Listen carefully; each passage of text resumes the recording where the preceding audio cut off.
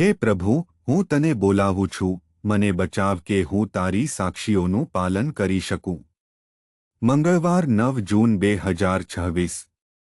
આજે સવારે અમારા ધ્યાન માટે મેં લ્યુક પ્રકરણ 12 શ્લોક 15 અનુસાર ગોસ્પેલમાંથી પસંદ કર્યું છે. પછી ઈસુએ તેઓને કહ્યું, સાવધાન રહો અને બધા જ પ્રકારના સ્વાર્થીપણા સામે જાગ્રત રહો. વ્યક્તિ તેની માલિકી. સુપ્રભાત મિત્રો. આપણે જે સમજવાની જરૂર છે તે એ છે કે કોઈનું જીવન કોઈના કબજાની વિપુલતામાં સમાવિષ્ટ નથી. ચાલો આપણે આ શ્લોક પર ધ્યાન આપીએ. આજની સવારના ધ્યાનની થીમ છે કબજાની વિપુલતા. ઈસુ લોકો સાથે વાત કરી રહ્યા હતા અને તેમને સંપત્તિ અને બધી દુન્યવી વસ્તુઓ હોવાનો અર્થ શું છે તે સમજવામાં મદદ કરી રહ્યા હતા. ત્યાં એક વ્યક્તિ હતો જે ઈસુ પાસે આવ્યો અને તેમને વારસામાં ભાગ લેવા વિશે પૂછ્યું. ઈસુએ ન્યાય કર્યો ન હતો અથવા તેમની વિનંતીનો જવાબ આપ્યો ન હતો, પરંતુ તેમણે તેમને કહ્યું હતું કે આપણે દરેકે લોભ સામે પોતાને સાચવવાની જરૂર છે.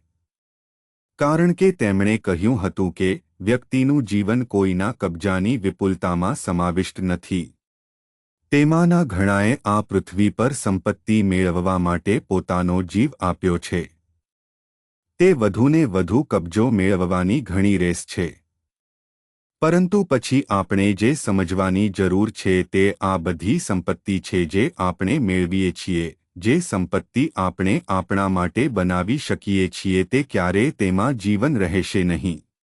આપણે જે સમજવાની જરૂર છે તે એ છે કે આપણને સંપત્તિની જરૂર છે, આપણને સંપત્તિની જરૂર છે, પરંતુ આપણે આપણું મન સંપત્તિ પર ન રાખવું જોઈએ, પરંતુ આપણે આપણું મન જીવન પર કેન્દ્રિત કરવું જોઈએ. મિત્રો, જેમ આપણે આ વિશ્વમાં જીવીએ છીએ જ્યાં ઘણી બધી સંપત્તિ બનાવવા માટે, આટલું બધું કમાવવા, આટલું બધું પ્રાપ્ત કરવા, વધુ અને વધુ મેળવવાનો પ્રયાસ કરવા માટે ઘણી રેસ છે, ઈસુ અમને લોભ વિશે ચેતવણી આપે છે.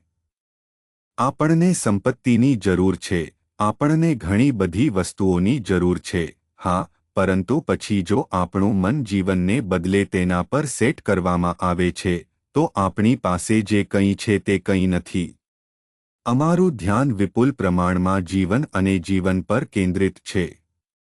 પ્રાર્થના. કૃપાળુ ભગવાન, સ્વર્ગીય પિતા, અમને સંપત્તિને બદલે જીવન પર ધ્યાન કેન્દ્રિત કરવામાં મદદ કરો. ખ્રિસ્તના નામે અમે પ્રાર્થના કરીએ છીએ. આમીન.